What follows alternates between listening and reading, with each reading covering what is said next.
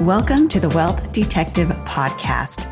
Are you ready to become your own wealth detective, to find money in new ways and experience wealth like never before? Well, come along for some wild stories that will teach you, inspire you, maybe even shock you a little bit. And let's get ready to build wealth together. Hello, and welcome back to another week of the Wealth Detective Podcast. Okay, so as many of you know, I also have a tax and accounting company, and DBI Taxes and Accounting. If you want to go look us up, that's our website.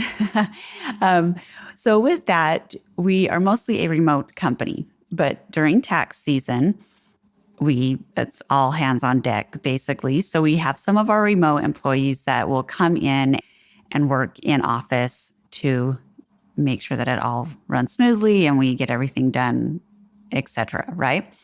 Okay. So with this, there's one coworker, and she cracks me up.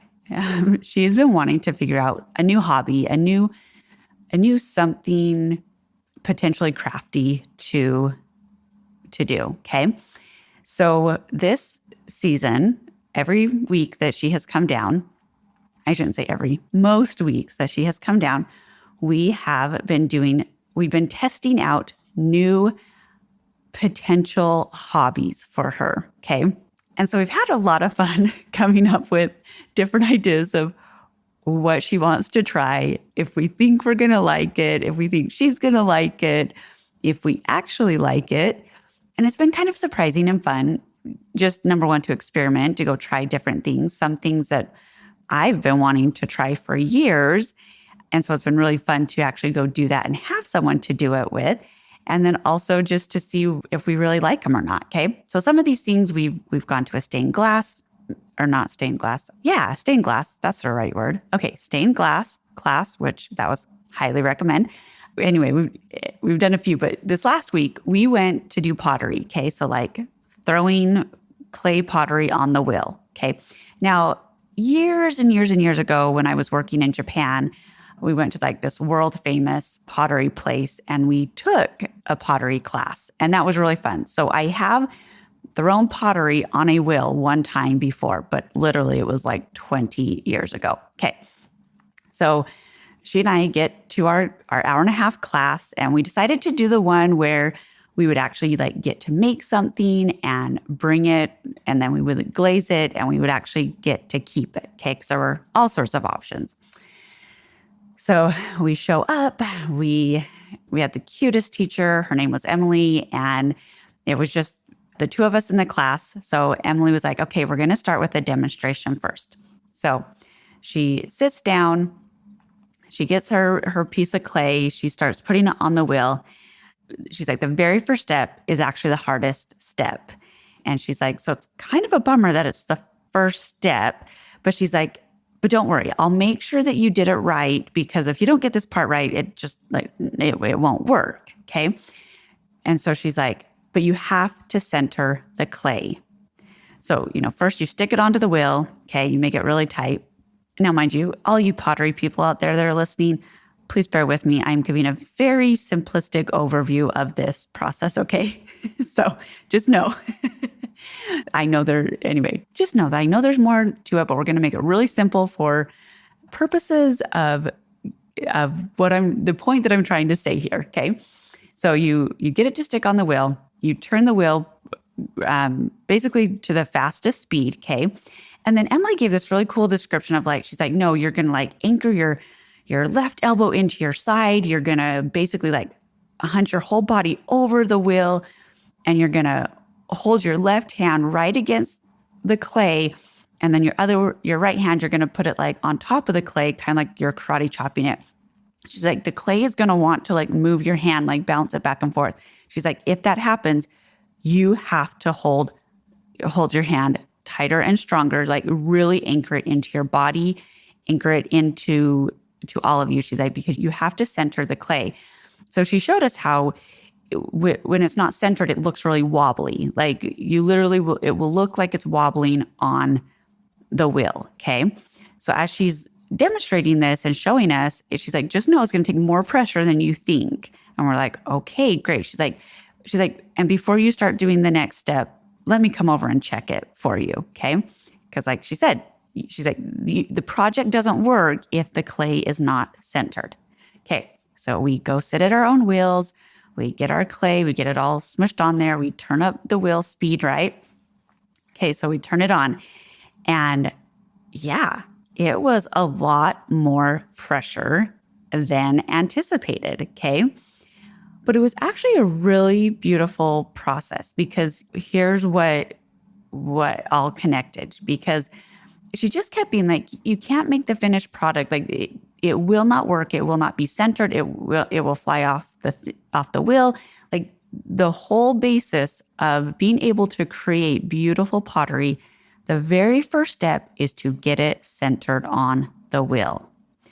And so as I'm centering my clay on the wheel, and actually, you guys, it was like my favorite part of the whole process because I could like get it centered pretty easily. But then like the whole shaping, I was like, I kind of suck at this part. Like, I was like, Emily, can you come help me? Granted, I did get 2 pieces out of it. So just saying, maybe I'll share some pictures at some time. But as I was sitting there centering it and really like just locking in, really putting like the pressure needed on it and just letting it shape itself by holding that centering, it honestly made me think of what I teach with like my clients, because I always talk about how you have to align with yourself, with your higher power. And once you are in alignment with who you are, not with who everyone else tells you to be or who you think you're supposed to be, but when you are in alignment with yourself, the money flows. Okay. I have watched it over and over again with myself and with my clients. It's like one of my favorite, coolest things. It's like this like secret magic trick that just happens because just like the clay, once you get it centered, you can shape it. You can move it. You can mold it. You can create whatever you want with it. When you are aligned, you can create whatever you want and you will have the funds and the means to do it. You guys, do you see the cool correlation with this? Like, it was so beautiful and so cool and fascinating having this, especially because, like I said, Emily, our teacher, was just like, no, this is the first step. And it's usually the hardest, which, hey, you know what? Aligning with ourselves, letting go of all of our masks, making sure we're listening to us, not all the people around us or everything that we've been told we should be or shouldn't be or should do or shouldn't do. Like that is the hardest step of getting into alignment with you and your wealth.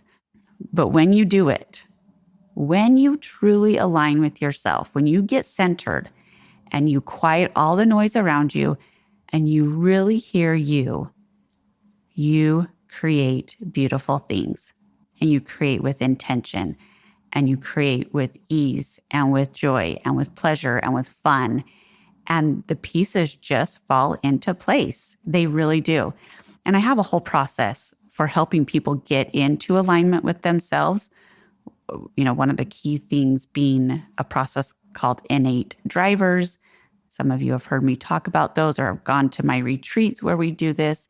But there is this whole process that I walk my clients through because I want my clients to listen to themselves, to align with themselves, to center with them, and like I said, with their higher power, whatever they believe, what their higher power is, but knowing that you are making a decision that is leading you to creating your life in the way that you want to create and live your life.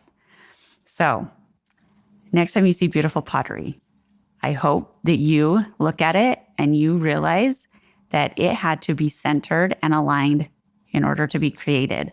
And then I want you to think about yourself and think, okay, if I'm wanting to create more and beautiful or different things or something that's more in alignment, what do I need to align with in myself? What do I need to center?